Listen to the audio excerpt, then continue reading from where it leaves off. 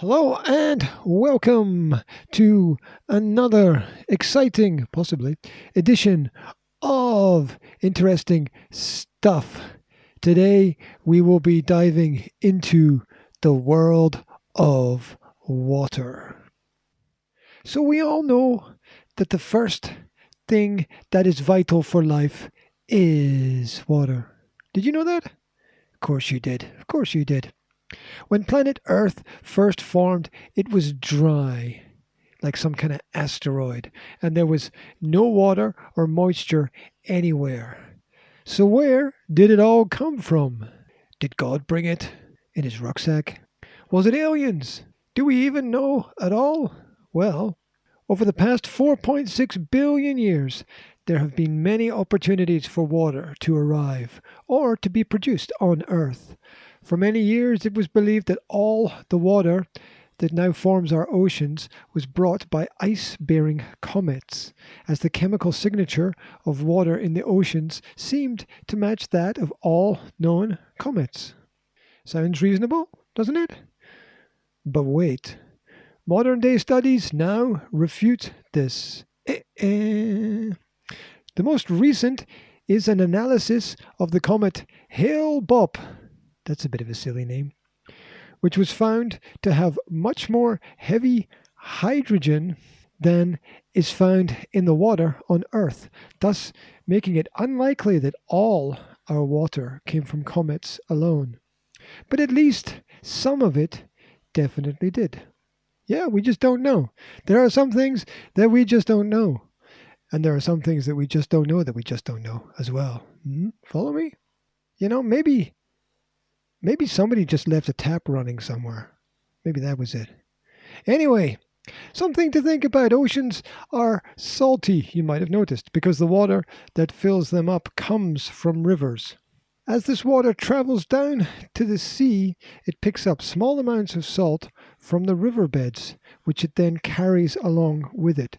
Once in the ocean, water is removed by evaporation, but the salt, voila, is left behind. How cool is that? And on to some stats. Did you know that 71% of the Earth's surface is actually covered by water? That's quite a lot, really. It breaks down as 30% is the Pacific Ocean, 20% is the Atlantic Ocean, 14% is the Indian Ocean, 4% the Southern Ocean, 2.8% the Arctic Ocean, and 0.2% lakes and rivers.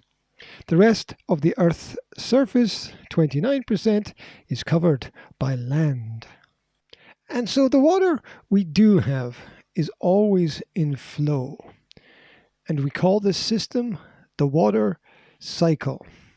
The water cycle is the planet's most effective recycling scheme, and no matter what happens to it, water will always find its way back into the oceans, so the cycle can continue. So what is it that actually happens? Well, first, the water in the oceans is heated up by the sun. This causes evaporation, a process whereby the ocean's water changes from a liquid into a gas. The gas rises into the sky, and as the air temperature decreases, the higher up you go, the gas cools, condenses, and returns to a liquid, thereby forming clouds, which are unfortunately very common in this part of Scotland. As these clouds become bigger and heavier, they reach a point at which they can no longer remain in the air, and the water they contain must fall as precipitation. Wherever this falls, it will eventually find its way back to rivers, lakes, and oceans, and the whole process begins again. As well as providing us with drinking water, the cycle is vital for maintaining the temperature of the planet.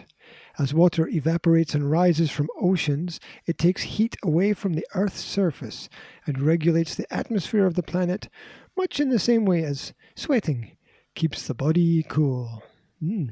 So our planet is sweating. That's interesting. And here's something else to think about. Did you know the deepest point in the ocean is the Mariana Trench in the Pacific Ocean, south of Japan? It goes down to a depth of 11 kilometers, or 7 miles, that is. There is room there for the whole of Mount Everest, with even 2 kilometers to spare, which really begs the question, why would you want to even try to put Mount Everest into the Mariana Trench? But anyway, it's a curious planet we live on, that's for sure. And of course, although the vast majority of the world's water exists in oceans, a whopping 97%, rivers and lakes, although holding only less than 1% of our water, are still important to our way of life. For many years, rivers provided a source of energy, and together with lakes have provided much of our drinking water. They have also been important for traveling and transporting materials, especially in areas where the land does not offer a viable alternative. Yep, the waterways of the past were in fact the roads of the world. And in case you're trying to figure it out, there is a small percentage of water that's actually held in glaciers, ice caps, and as underground water as well. Our lakes, they form where there is a natural depression in the landscape where the water collects. You might have noticed.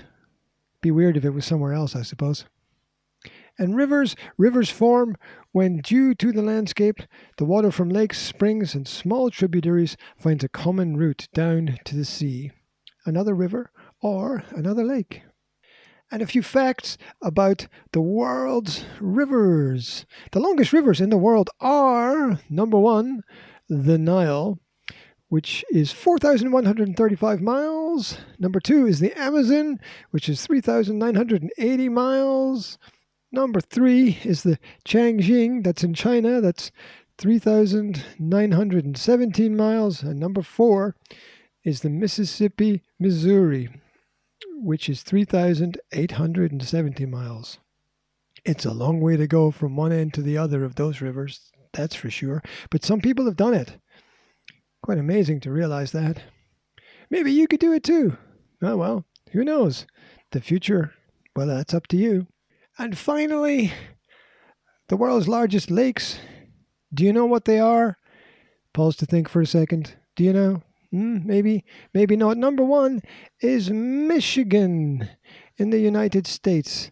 That's 45,460 square miles. Number 2 is Lake Superior, which is on the border of USA and Canada. In fact, I think Michigan is on the border with Canada as well.